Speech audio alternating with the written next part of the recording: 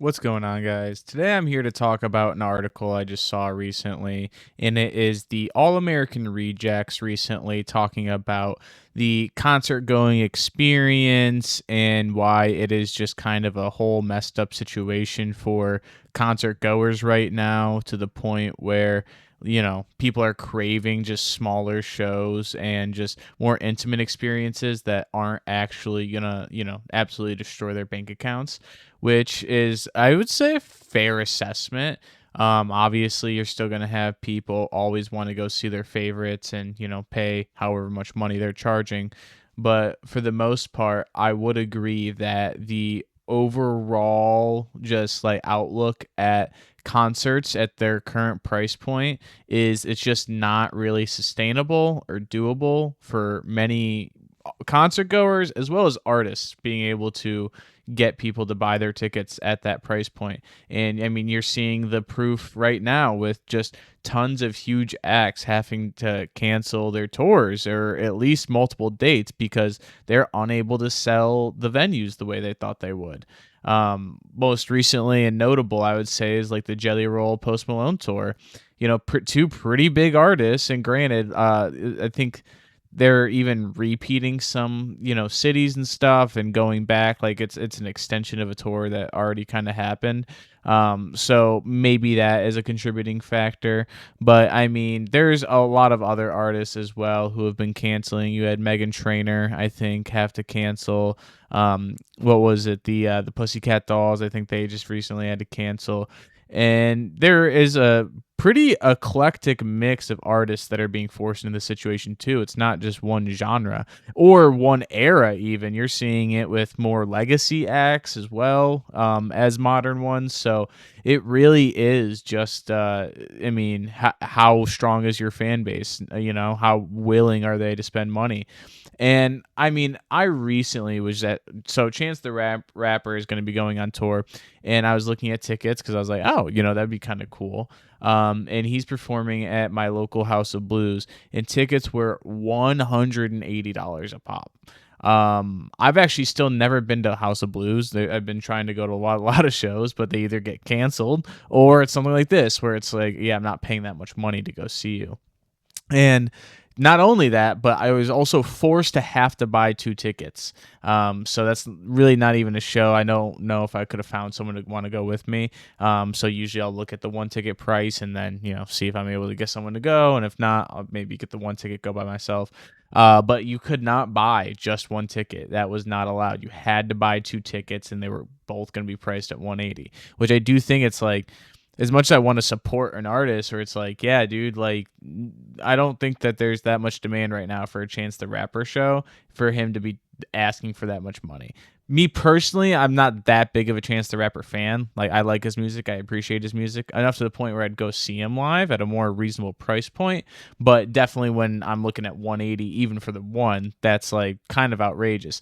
I mean, I just paid less than that to go see Kid Cudi perform at a bigger venue with kind of decent seats. So it's just like, that it just goes to show, like, a lot of these artists just have a, no, I don't want to say messed up idea, because I don't want to say you should undervalue your art and what you do, but like I think he should have known that, like, yeah, I'm not really gonna have too many people that are trying to go see me at this price point. That's kind of ridiculous, especially with a venue like House of Blues, which is like not that big. So just a little odd.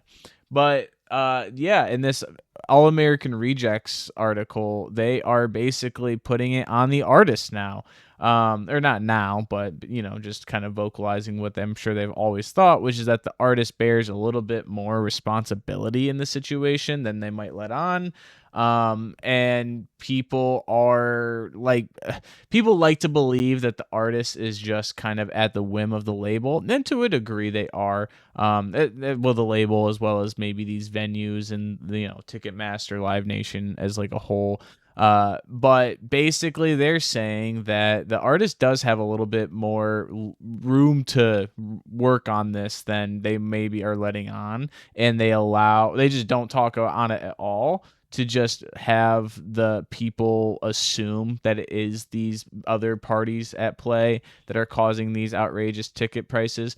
But I mean, they're talking about how they even started doing like, house shows and just like way, way smaller types of concerts, just because with the funding they had and the demand for their music, that was what made the most sense. I think it also really helped because they're obviously kind of, I don't want to say household name, but a lot of people know who they are. They're very much a legacy act. And so I think just the optics of like, oh, this huge band that's, performed at huge venues, they have hits everybody knows, they're performing at this small show now. Like that's always going to kind of create headlines and articles just because it's a little bit jarring, the contrast of super well-known band everybody knows and very small show that you would expect from like a local area up and coming band. And that is the strategy that they've gone with. I would say that's been pretty successful for what they've been going for in their later years. And basically, they're saying that, and this is like a quote, it's on the fans to say, well, does my favorite artist need to make 75 million this summer, or could they make 30 million? Is that enough money for you? It's become a one percenters experience, and I think that's effed up because people who love music the most, the people who need music the most, are the people that are hand to mouth, the people that come from where we're from. It shouldn't just be a District 1 Hunger Games kind of luxury to go to concerts. And I would agree. It's definitely in its current state becoming a thing that is only really a luxury that you can afford if you're making really good money. I mean, especially God forbid you need to travel at all. Like the costs associated with going to a show are not cheap. I mean, you have to think of all of those side costs that might be associated. If they happen to be closer to the venue, okay, then, that's maybe some extra expenses that, they don't have to incur. But a lot of people might be incurring those travel expenses. Not to mention, I mean, they want to eat or drink anything at the venue. That's going to cost an arm and a leg. Like the amount of money is just so much more beyond the ticket price, and the ticket price is outrageous as is. So it really is coming to that point where you're going to see a lot more of these cancellations unless the performers kind of come down a little. And I'm not even saying all of them are in a position to do that. I'm sure there are some, especially the people that are more guaranteed to sell out, that are doing these things. I'm sure it's not the artists that aren't positive that they'll be able to sell through their tour and be able to make it just a financially viable tour in general. Like I don't think those artists are doing it. I think it's probably more so the big superstars that know that their tickets are going to be in demand. And I mean, at the very least, they know resellers will end up buying up the rest of them, and then they won't even have to worry about moving those tickets necessarily. But just like the overall hype for the show, like that is gonna help build that demand. It's all kind of something that feeds in on itself. And in that situation, they are kind of, and they being the artist, is sort of the linchpin of it, where it's like, okay, you need to do the things in your power to make this fair to your fans, make it affordable for your fans, and just overall a much better experience than what a lot of artists are currently kind of offering. But let me know what you guys think. Do you think the All American Rejects are kind of having? I feel this is a pretty good take from their part. Especially as a band that's been around for so long. I mean, they've probably seen this industry change so much since when they first came in, and it probably looks a lot worse, I'm guessing, as far as just this concert going stuff. But let me know what you guys think. Thank you for listening. I appreciate it. Like, comment, subscribe. I'll see you later. Peace.